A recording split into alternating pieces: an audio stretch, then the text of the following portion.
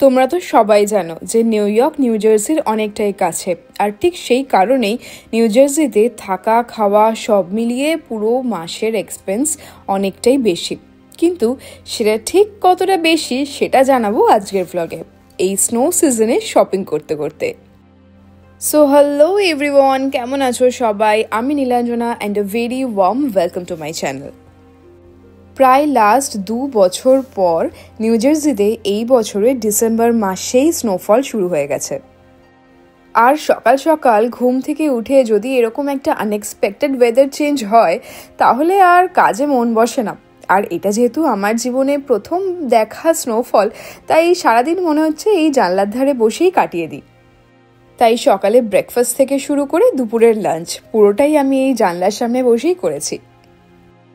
চলো এবার তাহলে বলি এখানকার মান্থলি এক্সপেন্সেসের কথা। আর প্রথমটাই শুরু করছি বাড়ি ভাড়া দিয়ে, কারণ এখানে প্রত্যেক মাসে যা খরচা হয় তার একটা সবথেকে বড় পোর্শন যায় হচ্ছে বাড়ির রেন্ট দিতে।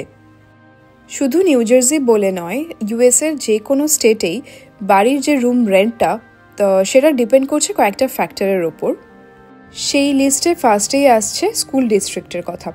মানে ধরো যদি তুমি একটা বেশ ভালো রেটেড স্কুল ডিস্ট্রিক্টে থাকো তাহলে রুম রেন্টটা কিন্তু একটু বেশি হয়। এরপর আসছে সিকিউরিটির কথা। যে এরিয়াগুলোতে ক্রাইম রেট কম, মানে হচ্ছে সেই জায়গাগুলো বেশি সিকিউর, তাই এইরকম এরিয়াগুলোতে রুম রেন্ট কিন্তু একটু বেশিই হয়। আর একটা হচ্ছে মুভিং সিজনের ওপর ডিপেন্ড করে এখানে রুম রেন্ট বাড়ে আর কমে। এখানে পুরো সামার সিজনটাকে বলা হয় হচ্ছে মুভিং সিজন। এই মুভিং সিজনে নতুন এগ্রিমেন্ট করলে বাড়ি ভাড়া একটু বেশির দিকেই থাকে। তেমনি আবার অন্যদিকে যদি কেউ শীতকালে মুভ করে তো সেই সময় অপেক্ষাকৃতভাবে রুম রেন্টটা একটু কমের দিকেই পাওয়া যায়। আমরা নিউ জার্সির বেশ একটা সিকিউর আর ভালো স্কুল ডিস্ট্রিক্টওয়ালা, তারপর সামনেই একটা ইন্ডিয়ান গ্রসারি রয়েছে, এরকম জায়গায় থাকি, তাই আমাদের বাড়ির ভাড়াটাও একটু বেশির দিকেই। মোটামুটি নিউ জার্সিতে একটা 1 BHK ফ্ল্যাট ভাড়া নিতে সব থেকে কম $1800 থেকে $2000 পড়বেই। এবার যদি কেউ খুব ভালো একটা কমিউনিটিতে থাকে তখন সেখানে ভাড়া আর একটু বেশির দিকেই যাবে। তবে এখন যা মার্কেট কন্ডিশন, সেখানে মিনিমাম একটা 1 BHK রুম ভাড়া নিতে প্রায় $2000 কাছাকাছি পড়েই যাবে। এবার যারা কলেজ স্টুডেন্টস হয় বা ব্যাচেলর এখানে চাকরি করছে তারা সাধারণত কলিগসদের সাথে বা কলেজ স্টুডেন্টসদের সাথে নিজেদের রুম শেয়ার করে নেয়, সো সেখানে ভাড়াটা অনেকটাই কম পড়ে যায়। তবে রুম শেয়ারিংয়ের ক্ষেত্রেও মিনিমাম $500 ক্রাইটেরিয়া তো থাকেই। বাড়ি ভাড়ার পরেই বাড়ি রিলেটেড যে আর একটা খুব ইম্পর্টেন্ট জিনিস সেটার কথা বলি, ইউটিলিটিস অ্যান্ড ইলেকট্রিসিটি। ইউটিলিটিসের মধ্যে ওয়াটার কানেকশন, তারপর আমাদের যে গার্বেজ ক্লিনিং হয় সেগুলো পড়ছে, আর ইলেকট্রিসিটি তো রয়েছে, গ্যাস একই সাথে রয়েছে। এই সব মিলিয়ে এক মাসে আমাদের এখানে $150 থেকে $200 খরচা। নিউ জার্সিতে ইলেকট্রিসিটি চার্জেস একটু বেশি। সারা গরমকালে যেরকম মানে কন্টিনিউয়াস এসি চলে, শীতকালেও তেমনি কন্টিনিউয়াস হিটার চলছে, তো ভালোই বিল আসে।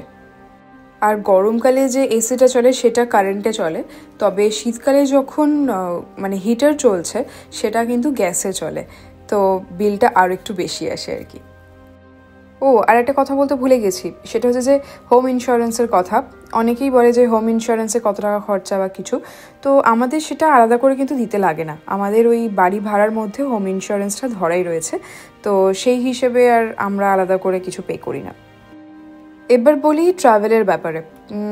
তোমরা তো সবাই মোটামুটি এখন জেনেই গেছো যে ইউএসএতে ট্রান্সপোর্টেশন সিস্টেম খুব খারাপ। শহরের ভেতরে এক জায়গা থেকে অন্য জায়গায় যাওয়ার জন্য পাবলিক ট্রান্সপোর্ট বলে সেরকম কিন্তু কিছু নেই। তার জন্য এসেই আমাদের একটা গাড়ির ব্যবস্থা করতে হয়েছিল। তো এখন প্রত্যেক মাসে যেটা চলে সেটা হচ্ছে কার ইন্স্যুরেন্স।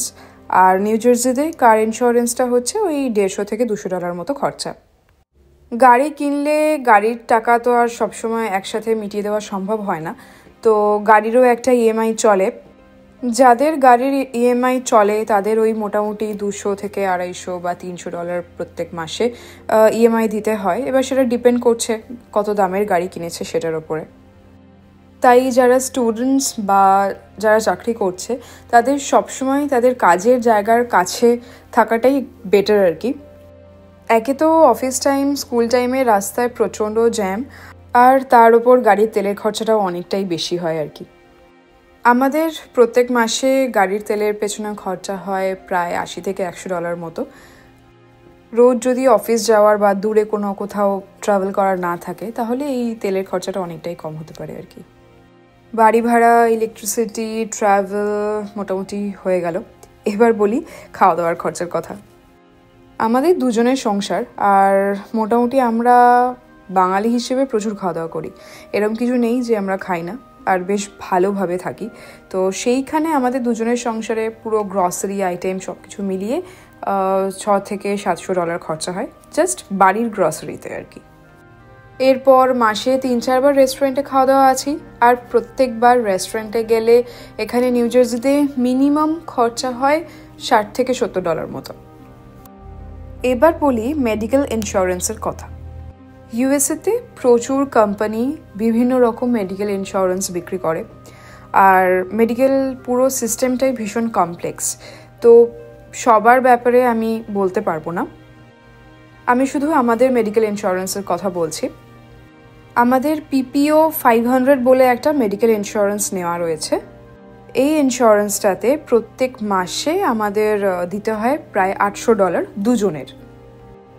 এটা একটা হাই কভারেজ মেডিকেল ইন্স্যুরেন্স, তাই প্রিমিয়ামটা একটু বেশির দিকেই।